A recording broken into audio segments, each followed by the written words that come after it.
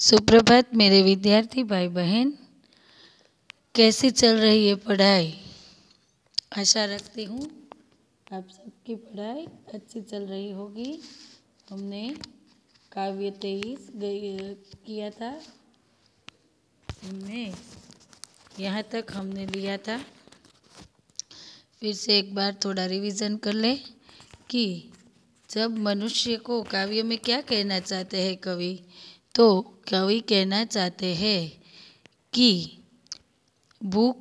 जब भूख से मुक्ति पाने का मार्ग संघर्ष है, और जब कोई प्राणी भूख से मुक्ति पाने के लिए संघर्ष करता है तो वो बहुत सुंदर दिखाई देने लगता है। कहने का अर्थ है कि बिना संघर्ष के किसी समस्या का हल नहीं निकलता, इसलिए जो प्राणी संघर्ष करता है वह सुंदर दिखाई देता है। फिर बाज की बात हुई थी कि बाज पक्षी अपने शिकार को कब्जे में करने के लिए जितनी तेजी से उसे झपटा मारता है और उतनी ही तेजी से अपने चंगुल में दबोचकर उड़ जाता है। वह भी एक देखने लायक बात है। फिर इसी तरह अपने शिकार पर वार करने के लिए फण उठाए सांप का भी आक्रामक तो सही, पर रूप भी सुंदर लगता है।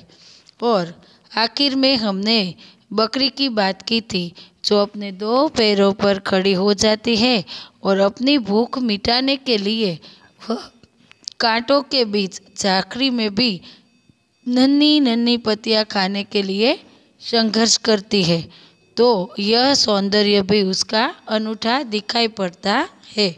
यहाँ तक हमने कल पढ़ा था, आज आगे बढ़ेंगे।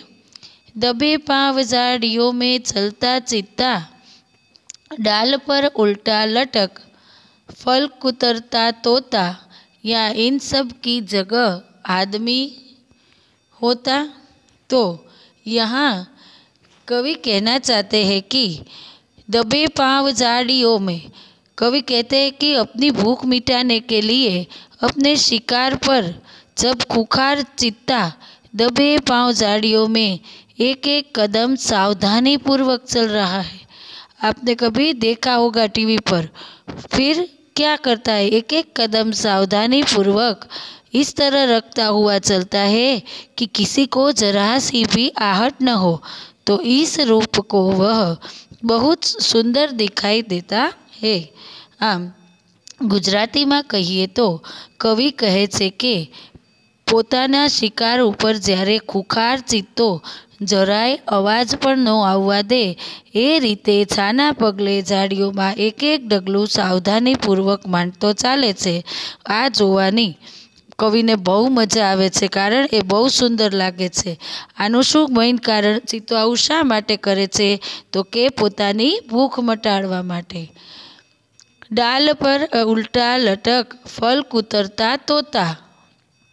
तो यहाँ कवि कहते हैं तोता वैसे तो डाल को अपने पंजों से पकड़ पर डाल पर बैठता है, पर जब वह अपनी भूख मिटाने के लिए किसी फल को कुतरते लगता है तो वह डाल को अपने पंजों से पकड़कर उल्टा लटकने लगता है। क्या खतरा का मोल लेता है, ये खतरा मोल लेता है।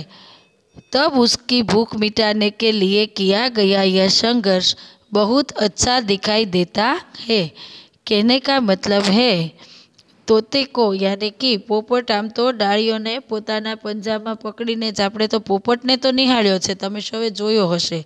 तो पोपट झाड़ ने पोताना पंजाथी डाळी पर पकड़ीने बेसे, पण ज्यारे खूब भूख लागे अने एनुं भावतुं भोजन भूख मटाड़वा माटे फळोने खोतरे, એ કોતરતા કોતરતા પોતાના પંજાથી ડાળીને પકડીને ઊંધો લટકી ઉલટો લટકીને જોખમ ખેડે, ત્યારે એ ભૂખ મટાવવા માટેનો આ સંઘર્ષ એનો ખૂબ જ કેવો લાગે છે, સુંદર લાગે છે।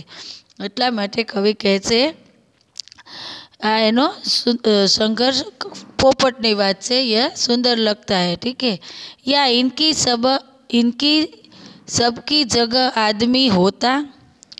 क्या यहाँ फिर इन सब की जगह अपनी भूख से लड़ने के लिए जब आदमी कोई संघर्ष करता है तो क्या है जब भी भूख से लड़ने कोई खड़ा हो जाता है, सुंदर दिखने लगता है। यहाँ कवि कहते हैं कि फिर इन सब की जगह अपनी भूख से लड़ने के लिए जब कोई आदमी संघर्ष करता है तो बहुत अच्छा दिखाई देने लगता है। तो उनके भिन्न भिन्न रूप दिखाई देते हैं। जब भी कोई आदमी भूख से संघर्ष करने में जी जान से लग जाता है तो वह बहुत सुंदर दिखने लगता है। कहने का मतलब गुजराती में कहिए तो आम જ્યારે પોપટ ઉલટો લટકીને જોખમ ખેડે અને સંઘર્ષ કરે ત્યારે ખૂબ સુંદર લાગે, અથવા તો પછી આ બધાની જગ્યાએ ભૂખથી લડવા માટે કોઈ માણસ કોઈ મનુષ્ય સંઘર્ષ કરે છે તો તેના જુદા જુદા રૂપ દેખાય છે। જ્યારે પણ કોઈ મનુષ્ય ભૂખથી સંઘર્ષ કરવા માટે જીવનું જોખમ વહોરી લાવે છે ત્યારે તે બહુ જ સુંદર દેખાવા લાગે છે, दिखावा मांडे छे। मेरे विद्यार्थी भाई बहन, आज के लिए इतना।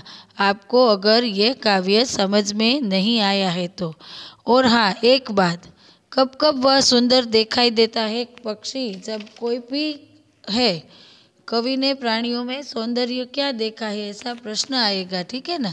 हमको याद रखना है कब कब कौन कौन सुंदर दिखाई देता है, तो हमें ये सब लिखना है। और मैं आप सबको बता दूं, आपको अपनी वर्कबुक मंडे तक पूरी करनी है, ठीक है ना। फिर हमें आगे बढ़ना है। मैं आपकी टेस्ट रखने वाली हूँ सैटरडे को, ठीक है। तो आज के लिए इतना ही। अपना ख्याल रखिएगा। धन्यवाद।